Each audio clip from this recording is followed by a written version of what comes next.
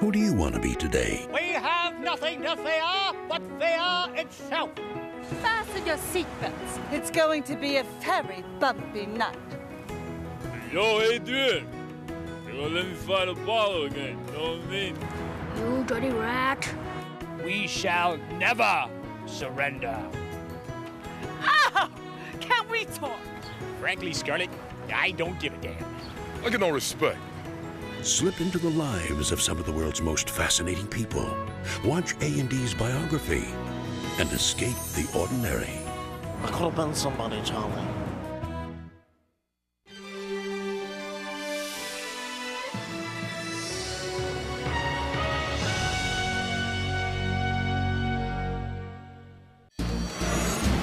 From A&E, this is Biography.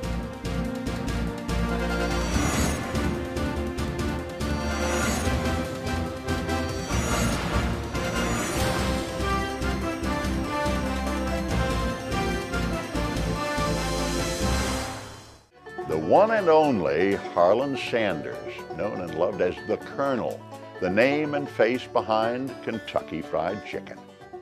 His goatee, that white suit and black string tie gave him an unmistakable look, but it was his genius that turned a single gas station restaurant into an institution.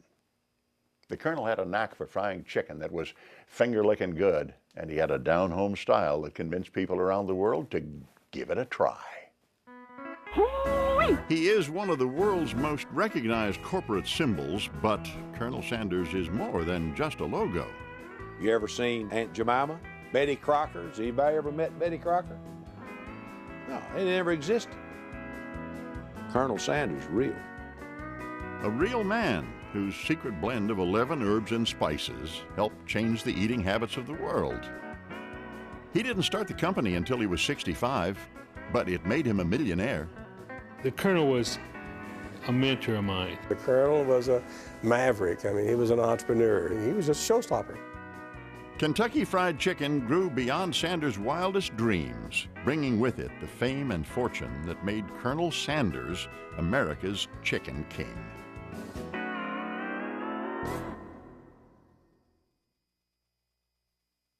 Colonel Harlan Sanders, the man whose name is synonymous with Kentucky Fried Chicken, was born in a small town in southern Indiana in 1890. The town was Henryville, a sleepy farming community 20 miles from the Kentucky border. Farmers in Henryville struggled to make the most of their modest plots of land, but barely managed to feed their own families. When Harlan's father couldn't make a go of their small farm, he went to work in the town butcher shop. Sanders struggled as much as his farmer neighbors to keep his business alive, while his wife Margaret stayed home tending the brood. When Harlan was a mere 5 years old, his father suddenly became ill and died. Margaret was left with nothing. With 3 young kids to feed, she took a job in a canning factory, leaving young Harlan as the man of the house, in charge of raising himself and his baby brother and sister. Barely tall enough to reach the stove, he taught himself to cook. At age 7, Harlan successfully baked his first loaf of bread. He proudly carried this prize 3 miles to the factory to show his mother. He took that loaf of bread in, and of course all the women said, "And you little darling, you did all this?" And oh, it was so pretty, and they all wanted to kiss him. Daddy said, I started to give up cooking right then. Though Harlan didn't like the kissing, he did like being the center of attention. And it certainly wouldn't be the last time his cooking got him noticed.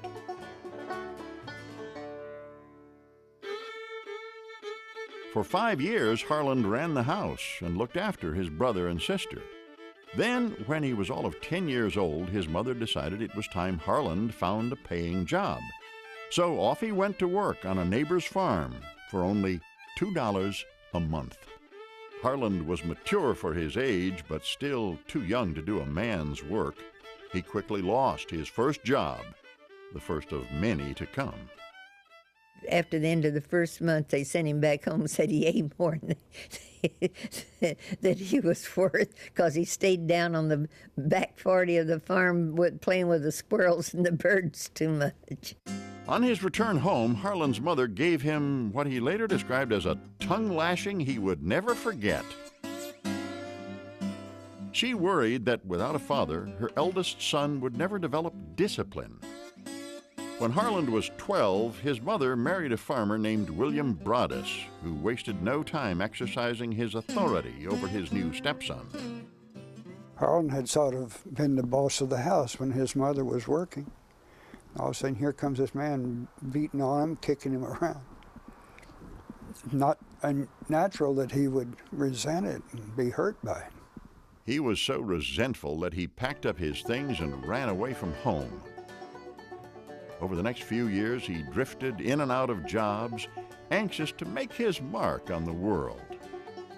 Somehow he got the idea that he was going to do great things, that he was going to be a big success. I don't know why he thought so. He didn't have any special talent that was visible at the time, but he was very impatient. At 16, he lied about his age and joined the Army, shipping off to Cuba to fight. But the boat ride made Private Sanders so sick that he was sent home long before reaching anything near the rank of colonel. Back in the States, he tried his luck as a trolley car conductor, ran a ferry boat, and worked for the Southern Railroad. In 1921, Sanders started selling insurance for Prudential and quickly became one of their top salesmen. But he was fired after fighting with his boss over commissions. He also gave law a try.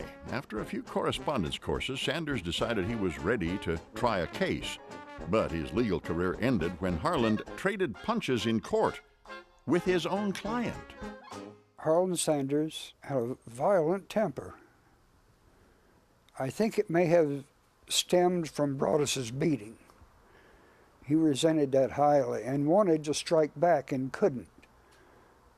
But he, from then on, resented any affront and was willing to fight over it. The contentious Sanders had more luck with women than he did with jobs. While working for the Southern Railroad, he often spent the night in the small town of Jasper, Alabama. There he met a pretty young Southern belle named Josephine King. Harlan sold himself hard to the 20-year-old Josie, and it worked. Within a few short months, she agreed to marry him. So they'd gotten married and had me then, 9 months and 2 weeks later. Mother didn't want any children, but she got me. Over the next 8 years, she had 2 more. Harlan Jr. in 1911, and Mildred in 1919. But being married to Harlan Sanders wasn't easy. By 1912, the only job he could get was with the Norfolk and Western Railroad, which kept him away from home for long stretches. His constant absence proved too much for Josie. She took the kids and moved back to Jasper. Sanders had no intention of allowing Josie to keep his children. His temper burned hot enough to fire the engine all the way back to Alabama. We went right to Jasper to try to find us, and get us. He didn't take it laying down. No, he went after us. Harlan arrived in Jasper with his blood still boiling and a plan to kidnap his children. He hid in the bushes outside the King house for 8 hours, waiting for his children to come out to play. They never did. All the waiting gave Sanders a chance to cool down. In the end, he walked calmly up to the front door and made up with his wife. But things were never the same between them. By his mid-30s, Harlan Sanders had only a bad marriage and a string of dead-end jobs to show for his efforts. He had a lot of hard knocks, but he never let it get him down. He seemed to try to learn a lesson out of every experience he had. And he would look around the corner, well, what can I do now? Finally, at the age of 34, Sanders discovered his real talent: showmanship. He took a job selling tires for Michelin and developed a unique sales promotion. Dressed like the Michelin Man, Harland visited local country fairs and ran contests to demonstrate his tires. He loved performing in front of the crowd. There was plenty of ham in this future Chicken King, and sales skyrocketed. He was an imaginative, inventive promoter, hard worker, and he was a salesman. He was always a salesman. It seemed like Sanders had finally found his calling when, in 1924, bad luck struck once again. Harland was driving his brand new car across a rope bridge when one of the support cables snapped. Sanders and the car plummeted 42 feet to the creek below. The fall crushed the car and split Sanders' head wide open. Injured and left without any transportation, he could no longer work for Michelin. But it would take more than that to defeat Harland Sanders. At age 34, Harland Sanders had finally been on the road to success when a bridge collapsed, sending him to the bottom of a creek. When he regained consciousness, he heard people yelling for a doctor. Even injured, the stubborn Sanders would not let anybody make decisions for him. He shouted back, "You'll call a damn doctor when I say so." I don't think he wanted to pay a doctor for one thing, and he felt perfectly capable of healing his own scalp. It's just a cut. And he took some mud and placed it on his head and pushed that scalp together and held it there. And it healed perfectly well. He says it turns a little blue when I get cold. While recuperating, Sanders plotted his next move. His time as a tire salesman had convinced him that cars were the future.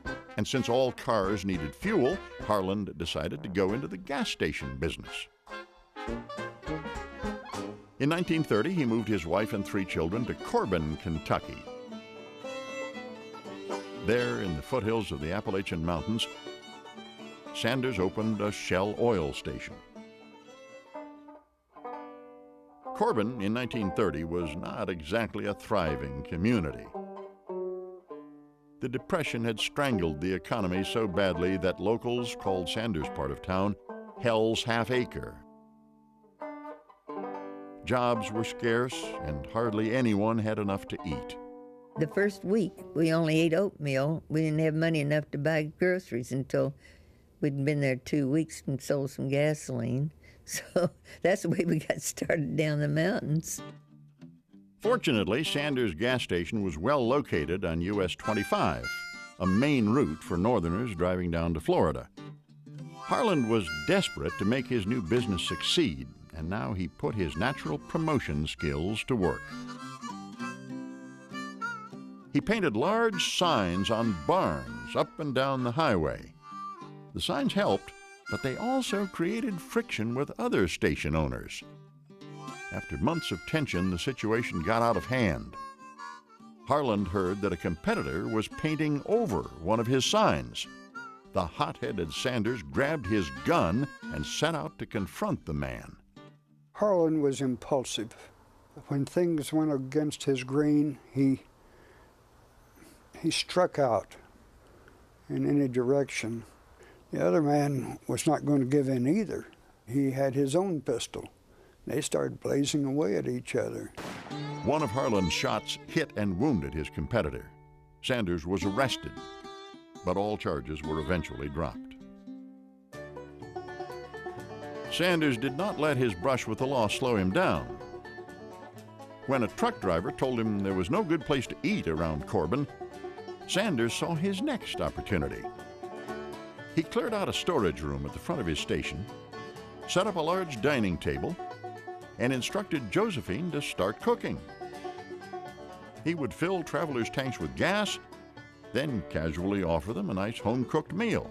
He'd say, "My wife has cooked some good victuals in here. Would y'all like to come in and eat?" And we had a table for 6 people. the round oak table.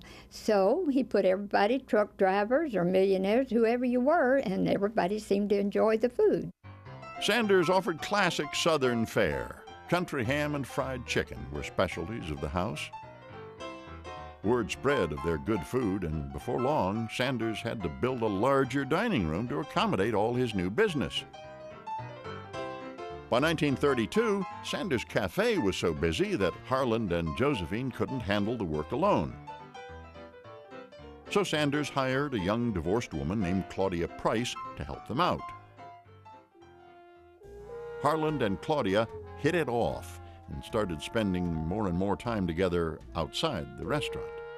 She gave Father what he was looking for. Mother couldn't give him. You know, that old stuff called sex. Claudia was more compatible with Harland than Josie had ever been. His hair-trigger temper didn't ruffle her a bit, and she was happy waiting tables all day long. Claudia was a tough cookie.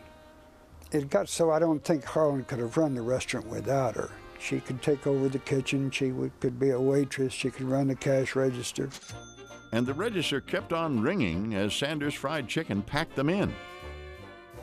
Soon, Harland's restaurant was standing room only.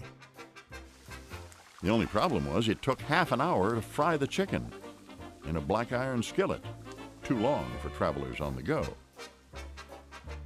When a local hardware dealer showed Sanders a new device called a pressure cooker, he was intrigued. Even though pressure cookers were traditionally used to boil meat and vegetables in water, Sanders filled his with oil and used it to fry chicken. Frying under pressure cut his cooking time down to only 8 minutes. His chicken was now fast, but Sanders was a perfectionist.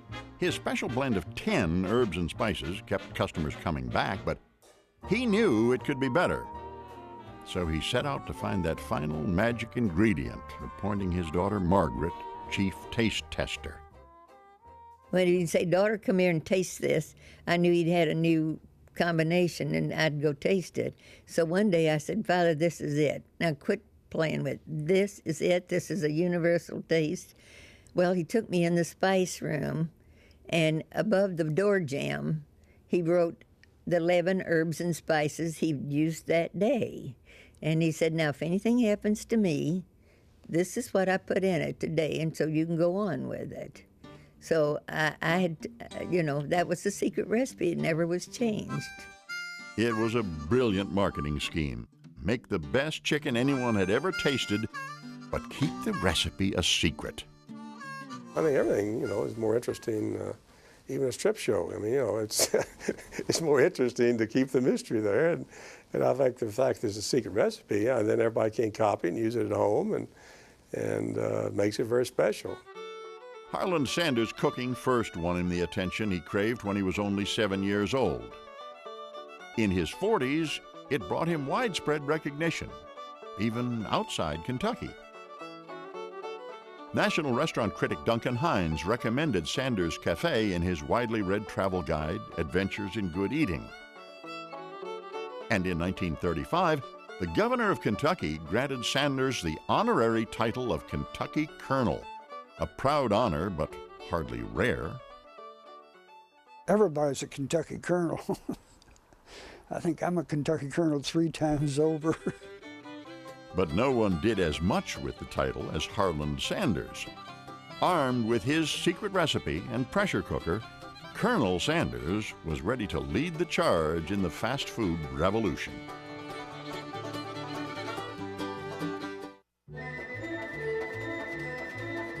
In the late 1940s, highways began crisscrossing the American landscape. And better roads allowed Americans to travel farther than ever before. Automobile travel, once considered adventuresome, was now becoming commonplace. And all these travelers away from home needed places to eat and sleep. Harland Sanders, always attuned to the needs of the public, built the Sanders Court Motel next to his cafe. But roadside motels had a bad reputation. in the late 30s, 40s. Every nice family stayed in a hotel downtown. What nice mother is going to take her family and stay in a motel? We all know what motels were used for, okay? To convince customers that his motel was clean and respectable, Sanders built this sample motel room right in the middle of his thriving restaurant, and he made sure that people would see it. Everybody knows when you stop a car, the lady has to go to the restroom, right? That never fails. Where do you think the Colonel put the ladies' restroom? In the motel room that he built in the center of his restaurant. The Colonel's marketing ploy worked. Soon, Sanders Court was filled with families, including his own. His by now estranged wife, Josephine, permanently occupied one of the rooms. Josie blamed Claudia Price for ruining her marriage. In 1947, she and Sanders decided to divorce. Well, we were terribly sorry for Mother because she had worked very hard to help him. And we were hurt by it very, very much. At that point, the divorce was merely a formality. The Colonel and Claudia had been together for some 17 years. On November 17, 1949, they finally married. From then on, Claudia was known as the Colonel's Lady. With his new wife by his side, Sanders set out to gain more of the spotlight. Full of confidence, he ran for state senate in 1951, but lost the election. Sanders would later say that the best votes ever cast were the 187 that beat him. He decided that he should stick with what he knew: the restaurant business. In the early 50s, Sanders devised his ultimate marketing plan. He already had the title of Kentucky Colonel, but he didn't look the part. So Sanders decided to refashion his image. He modeled himself after Kentucky Colonel cartoons he had seen as a young man, growing the requisite mustache and goatee. But he still wore dark suits. It wasn't until a trip north a few years later that he adopted his signature white suit. The Colonel didn't have time to change in Florida, where he flew out of. And so he got off of the plane, and the press was all around taking pictures. And one of the news media says, "That's the most impressive man I've ever seen in that white suit." The light bulb really went on for him at that point, and he thought, if I stood out, that's what I want to do. And so that is how that began. But the Colonel's new image couldn't help him when the wheels of progress threatened to drive away his business. In 1955, construction began on a new highway that would completely bypass the Sanders Cafe. The Colonel realized that the shift in traffic would ruin his business.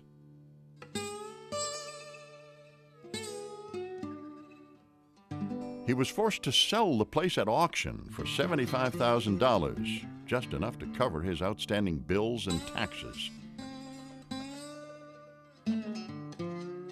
Sanders had spent 25 years building his business. Now, in an instant, it was gone. And the Colonel, at 65, had reached an age when most people think about retiring. He could have either taken his Social Security check, sat on the front porch and rocked like everybody else, but that's not the Colonel's style. What he did at 65 is try to figure out what does he do better than anything else, and he thought, well, I fry chicken better than anybody else, and that's the business I'm going into. The Colonel had already experimented with franchising his chicken recipe. 3 years earlier, he had gone to Salt Lake City to cook his chicken for a skeptical restaurant owner named Pete Harmon.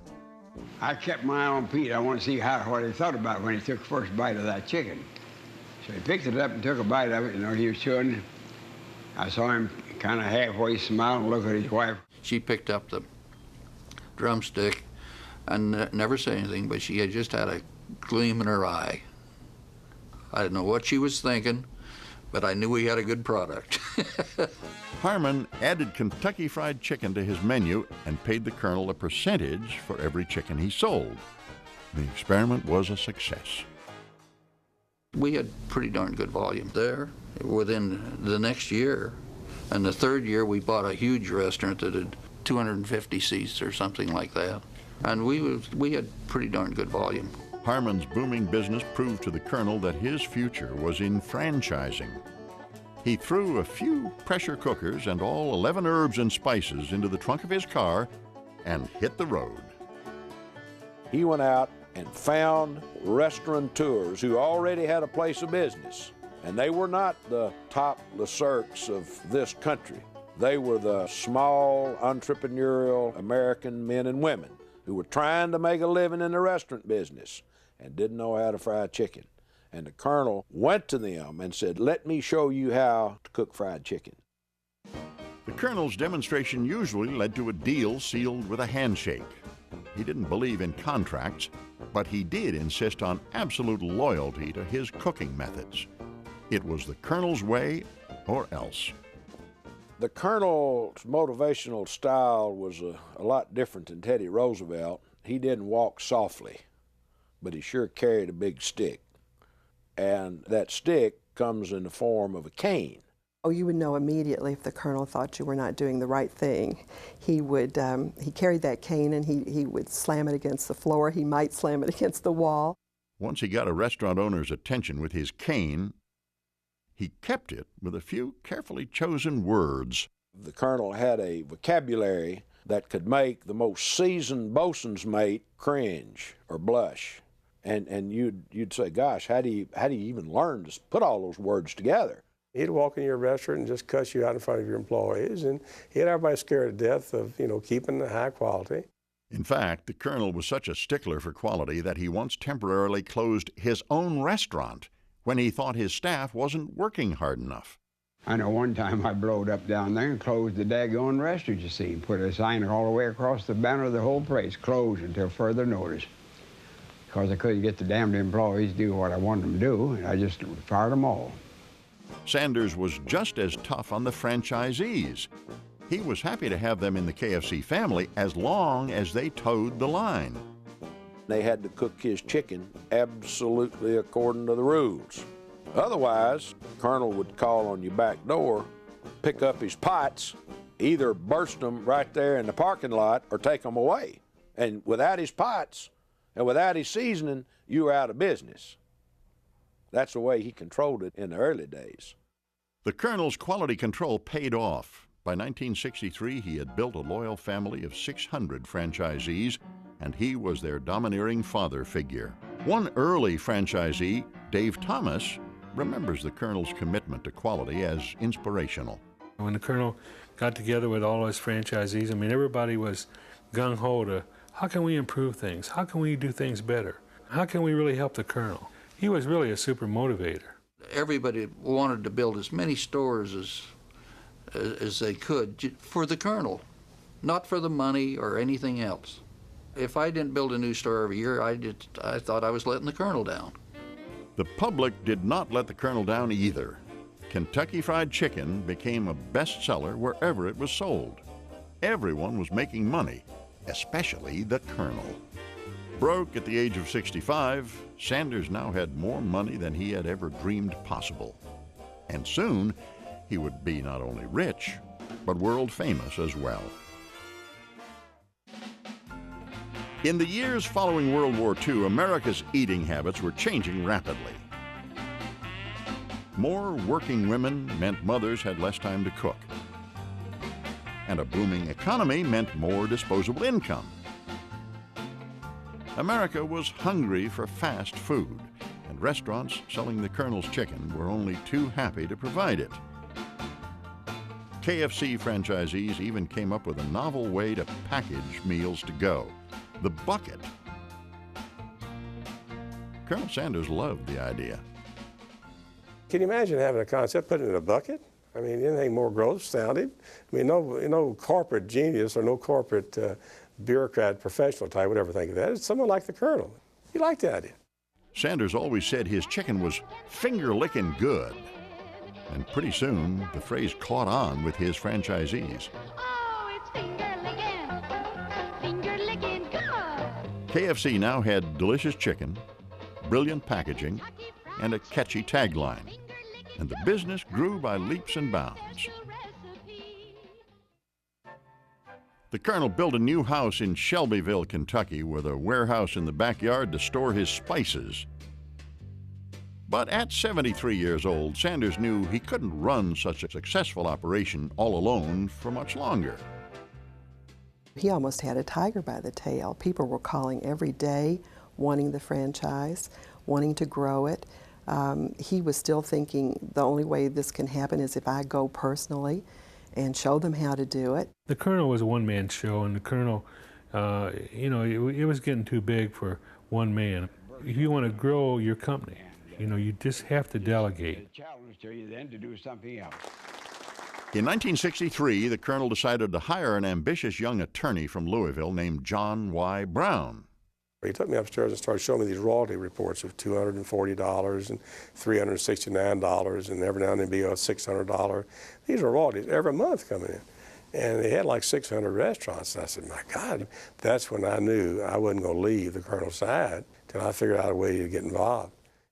John Y. Brown knew a good thing when he saw it. He allied himself with a businessman from Tennessee named Jack Massey, and together they formulated a plan to buy out the Colonel. At first, the Colonel refused to even consider their offer, but after giving it some thought, he realized that his business was getting too big for one old man to handle alone. Finally, he agreed to sell Kentucky Fried Chicken for $2 million. That, I knew, was my opportunity of a lifetime. I mean, the chicken was great, he looked great, nobody else had anything like it, and it just looked like the big idea. Both men realized, however, that good chicken wasn't enough. They would also need the Colonel's homespun appeal. He was essential to separate us from the crowd. And were it not for TV, PR, I don't think we'd have ever gotten off the ground, because he'd go on Johnny Carson or What's My Line or Missing Links or I've Got a Secret. Sales would jump 10% all over the country. What advice would you have for young people watching our show today? Oh, well, be sincere in what you do, and always, whatever you do, whatever job or business you get in, give it the best that you possibly can have got in you, don't you see? And don't try to cut corners, don't try to cheat, and just be fair. And then don't look at age 65 as a time to quit, because my God, that's really the time to begin. You've just had enough experience. His image was so effective that Kentucky Fried Chicken soon built its entire advertising campaign around him. Howdy, Colonel. Howdy, boys. Hi. I just thought to stop in and see if you've been putting out any fires lately. Right now, we got our hands full putting out our hunger. Oh, I see you're using my chicken, too. Kentucky Fried Chicken, Colonel Sanders chicken. When you can buy chicken like this, why cook? Get a bucket of chicken. It was so distinctive. It related to its product, the Southern Gentleman and the Southern Fried Chicken, and it was just a natural. We took his chicken and his persona, and we built an international enterprise out of it. Colonel Harland Sanders, the good old boy from Corbin, Kentucky, became an international celebrity.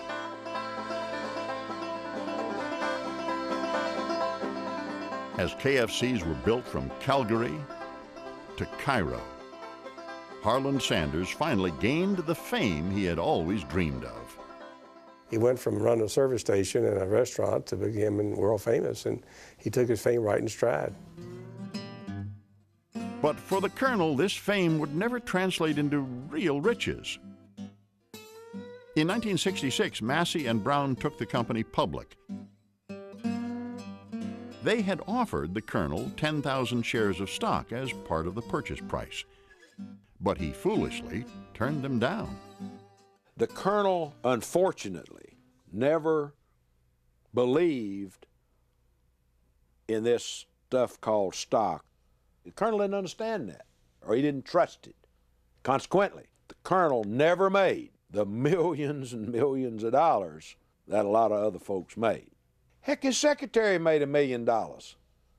His secretary. By 1968, at least 21 of the company's 280 employees were millionaires, all from KFC stock. We had millionaires working all over in Louisville. You go to work, I'm worth $1 million. You know, well, that's great. Go back to work. The Colonel never participated in that. But for the Colonel, missing out on the money wasn't nearly as frustrating as watching the new owners tinker with his beloved company.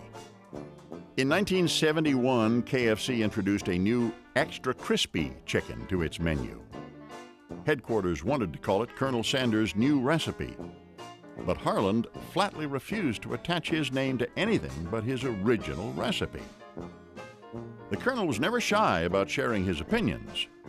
Years later, when new management changed the way KFC prepared its mashed potatoes, the Colonel told a New York Times food critic the side dish tasted like wallpaper paste.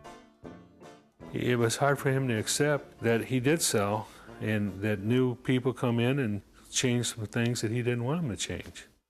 I think that he always regretted selling his company. I really believe that Harland felt that he had sold his soul to the devil, more or less. The Colonel knew he'd never get his company back, and it was about to move even further away from him. In July of 1971, just 7 years after the Colonel sold his company for $2 million, KFC was acquired by the Hubline Corporation for $285 million. Colonel Sanders, the man who started it all, wouldn't see a penny of it.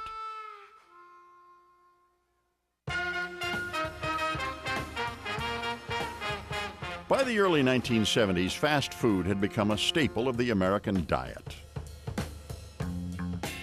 Quick-service chain restaurants were sprouting up along roadways from coast to coast. Fast food was now a multi-billion-dollar industry. And for a time in the late 60s, Kentucky Fried Chicken was the largest restaurant chain in the world, even bigger than McDonald's. When the Hubline Corporation bought KFC for almost $300 million, it acquired one of the most valuable trademarks in restaurant history. Even though Colonel Sanders' smiling face appeared on every bucket of chicken, the Colonel himself had very little to do with day-to-day operations. He missed being the man in charge. So the Colonel, at age 83, decided to start another restaurant chain. In 1973, he announced plans to franchise The Colonel's Lady, a restaurant he and Claudia had started a few years earlier. Hubline stopped the Colonel in his tracks, telling him his new venture's name infringed on KFC's trademark. Well, Sanders was stunned. He had given up control of KFC. Now he didn't even have the right to his own name. He had a lot of heartaches, things that happened that way to him, because here he was so generous with everyone else. And then all of a sudden, hey, you can't do that now, Colonel. But even at 83, the Colonel wasn't going to take that lying down. In January of 1974, Sanders sued Hubline for $122 million, charging, among other things, that Hubline was illegally interfering with his right to do business. Faced with a messy legal battle with its own spokesman, Hubline decided to settle the case out of court. For the Colonel, the lawsuit was more about the fight than the money. In fact, he was anything but greedy. As soon as he made any money, Sanders usually gave it away. At one point, paying for over 800 college scholarships out of his own pocket. We had to watch him to have him leave enough in his bank account to pay his taxes. He never kept track. As long as he saw somebody in need, out came the money. Despite his fame, Colonel Sanders had never really changed much. He always came off just as he was, an unpretentious, gruff, but lovable country boy. It gave people a lot of pleasure to meet Daddy, because he was just a regular fellow, you know. And you didn't have to just look at him like you do a lot of the stars. You were welcome to come and to talk to him. The really amazing thing about him was that the Colonel gained success so late in life that it really didn't change him. So here was this man who was the most recognized person in the world, who just went about his business as he had done all of his life. What's it like, Colonel, to be recognized and admired wherever you go in the whole world? Well, that's better than being snubbed at, so I like it quite well. I'm just never among strangers, and it seems like I've got a lot of friends. The colonel loved his fame, but not as much as he loved working. He'd always said a man will rust out quicker than he will wear out. And his last decade was a testament to that philosophy. Through his 80s, the colonel flew 250,000 miles a year for KFC. And when he didn't have any official appearances, the colonel found ways to keep himself busy. I would get a call from a restaurant, and the restaurant manager would be so nervous, and he would say, "Shirley, the colonel just pulled up in my driveway. He says you don't have anything on the schedule for him today, and he wants to work in a store, and so he's here to cook chicken." Finally, the colonel's age started catching up with him. In June of 1980, he was diagnosed with leukemia. The disease weakened his body, but had little effect on his spirit. Here I am in my 90th year now, and there's just a lot of things happened over that 90 years, but everything has been for the good. You got to be optimistic yourself. I hear people complaining about the weather. There's no such thing as bad weather, just different kinds of good weather. Despite the colonel's optimism, he lost his battle with cancer a few months later. In December of 1980, Colonel Sanders passed away. He was 90 years old.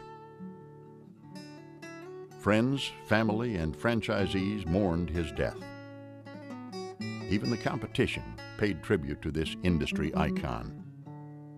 Many McDonald's flew their flags at half-mast in Sanders' honor.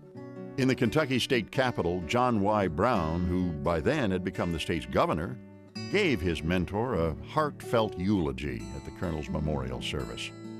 This was a most unique man, an unusually talented man, far more than an image. He was a legend. Colonel Sanders was laid to rest in Louisville's Cave Hill Cemetery.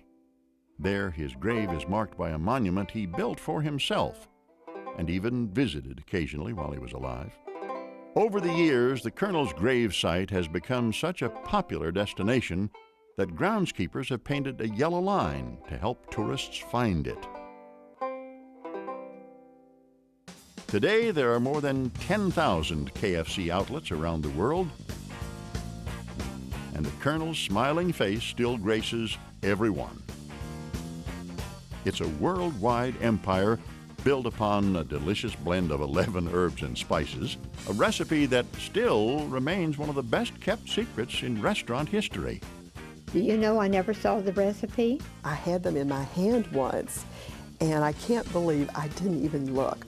You know something? I've still got that in my lockbox. I've never disclosed what I know. Colonel Harland Sanders struggled for half his life to find his calling. He tried everything: the Army, the railroad, even law, but nothing stuck. Finally, in what some would consider the tail end of his life, he hit on the finger-licking good formula that would make him famous. Think of that. He had worked very hard at many jobs for a long time, and now here at the very sunset of his life, he hits on something that is just bigger than anything he would have ever dreamed of. That's why, you know, people shouldn't retire when they're 65. I mean, the best of Colonel Sanders was after retirement age. I blow up a lot of bubbles that burst on me, don't you? And it just a challenge to you then to do something else. I've had ups and downs in my life, and my ups and downs have been good. If I had my life to live over, I'd go through the same thing, don't you see? Nearly 2 decades after his death, Colonel Sanders is making, call it a cartoon comeback. KFC is using an animated version of its founder in a new ad campaign. Actually, the voice belongs to actor Randy Quaid. But the image of Colonel Sanders is the Colonel all the way. Commercial started running across the country on the 108th anniversary of Harlan Sanders' birth. The thinking behind the new campaign is simple, I guess. The company says, nobody sells chicken like the Colonel. No one ever has.